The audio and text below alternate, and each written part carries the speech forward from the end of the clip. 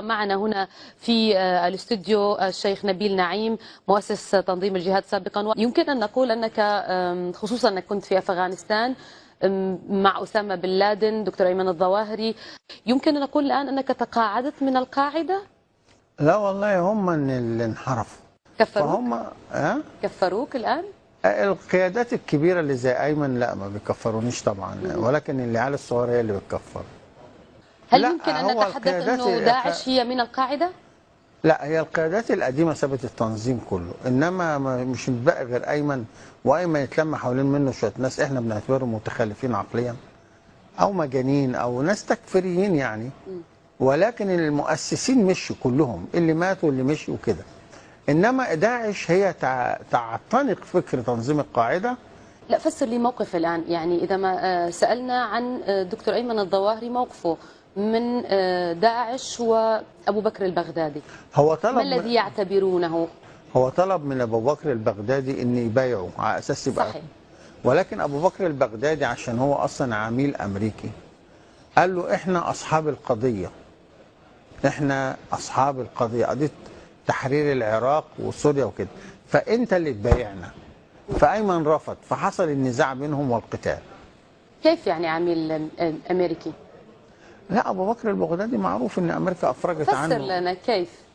أمريكا أفرجت عنه وهو كان في السجن، وأنفق أكثر من 20-30 مليون دولار لتجميع مجموعات داعش دي، وتسليح داعش كله أمريكي. والنفقة بتجيلهم منين؟ أنا كنت مسؤول عن معسكر في 120 واحد، كان بيصرف آلاف مؤلفة أكل وشرب وسلاح وذخيرة. ولكن داعش بتتصدر المشهد، وداعش عندهم حاجة اسمها إدارة التوحش. كتاب اسمه إدارة التوحش أو محمد أبو بكر المقدسي. الكتاب دوت واخدين نفس سياسة جنكيز خان. الحمد لله ان هم لم يقتدوا بالنبي صلى الله عليه وسلم، لان ربنا قال قد كان لكم في رسول الله اسوة حسنة لمن كان يرجو الله واليوم الاخر. ان جنكيز خان كان يدخل القرية يبيد كل الاحياء اللي فيها، حتى الحيوانات يذبحها والبيوت يحرقها. فتيجي القرية اللي بعدها تسمع ان جنكيز خان جاي تهرب. وهذا ما تفعله داعش في العراق. وهدف داعش ايه؟ داعش عندما دخلت سمراء قتلت من اهل السنه 1000، والان تقتل الشيعة. وهي دي السياسه الامريكيه. في هنري كيسنجر ليه مذكره معملها سنه 82 او 84 لا اذكر، اسمها حرب ال100 عام. فسالوه حرب ال100 عام دي فين؟ قال في الشرق الاوسط، عندما نشعل الحرب بين السنه والشيعة. فهم بيلعبوا على اشعال النيران، نيران حرب بين السنه والشيعة، زي ما كان ابو مصعب يفجر مساجد السنه ويفجر مساجد الشيعة على حد سواء لاشعال الحرب الطائفيه في المنطقه. ودوت طبعا مخطط امريكا. وانا بقول لك داعش لم تقتل امريكان واحدا، لم تقطع راس امريكي تلعب بها الكوره. قطعت راس المسلمين واكدت اكباد المسلمين، ولم تقتل امريكان واحدا، وهي منشأة من سنة 2006. برنارد لويس مؤسس الجيل الرابع من الحروب قال كده. قال ايه؟ قال لسنا في حاجة إلى جيوش عابرة للقارات توقظ الروح الوطنية ويعود إلينا جثث كما حدث في أفغانستان وفيتنام، ولكن لابد من إيجاد عملاء من داخل الوطن يقومون بمهمة الجنود، ونحتاج إلى آلة إعلامية تزيف للناس الحقائق وأموال ننفق عليه. فهو ده الجيل الرابع من الحروب، عملاء بيقوموا بدور الجنود المستعمرين. يعني نتحدث عن جيش بديل، عن حرب بالوكالة. طبعا. بين من ومن؟ يعني الآن شوفي. الجيوش هذه التي تعمل، نحن نتحدث عن القاعدة وكل يعني ما يتفرع عنها، هذه جيوش تعمل لحساب أي معركة، وبين من ومن؟ لحساب المخابرات الأمريكية. مع من تقاتل؟ بتقاتل الأنظمة. هي هدفها لما دخلوا سمراء، الشيخ علي الحاتمي رئيس عشائر الأنبار قال داعش دخلت سمراء قتلت 1000 من السنة بدم بارد، وتقتل الشيعة وتقتل المسيحيين وتقتل كل من يقابلها. داعش تعتبر كل الناس كفرة ودمائهم مباحة. ولكن أنا بقول لك داعش لم تقتل أمريكيا المعارضة اللي بتقاتل بشار الأسد بشراسة بقى لها 3 سنين لم تطلق طلقة واحدة على إسرائيل. معايا يعني عصام حتيتو مسؤول الإخوان اللي بيدير المعارك ضد بشار الأسد إقامته فين؟ قاعد في بيروت ولا في الرياض ولا في القاهرة؟ مقيم في تل أبيب. معايا؟ أحمد الجربة بينزل القاهرة ولا الرياض ولا طهران؟ قاعد من نيويورك لباريس للندن اللي مشغلينه واللي بيصرفوا عليه. أوباما لما اتفضح واتعرف ان هو بيسلح داعش والنصرة سلاح امريكي وتركي، قال ايه؟ قال ان احنا هنوقف السلاح لان السلاح الامريكي اتسرب للنص. مش اوباما قال كده؟ اتسرب. انت جاي اكتشفتوا ان اتسرب بعد 2 سنين حرب، وجيش النصرة ده 10,000 وداعش 10,000، يعني 20,000 مقاتل شايلين السلاح الامريكي. يا عم اوباما اكتشفت ان دول بعد 2 سنين اتسرب لهم السلاح بتاعك، بتستعبطنا؟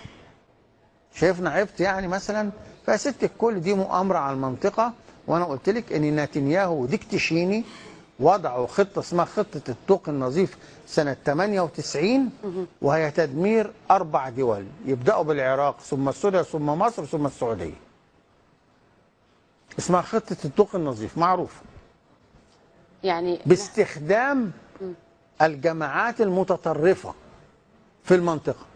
والقضية اللي بيتحاكم فيها محمد مرسي، قضية التخابر والاتصال بأيمن الظواهري، كانت عبارة عن تكليف جايبه عصام الحداد من أوباما شخصيا يوم 28/12/2012. كان في البيت الأبيض وعامل اجتماع مع المخابرات الأمريكية. هو بيقول في الاعترافات بتاعته في النيابة اللي بيتحكم فيها. كيف حصلت عليها؟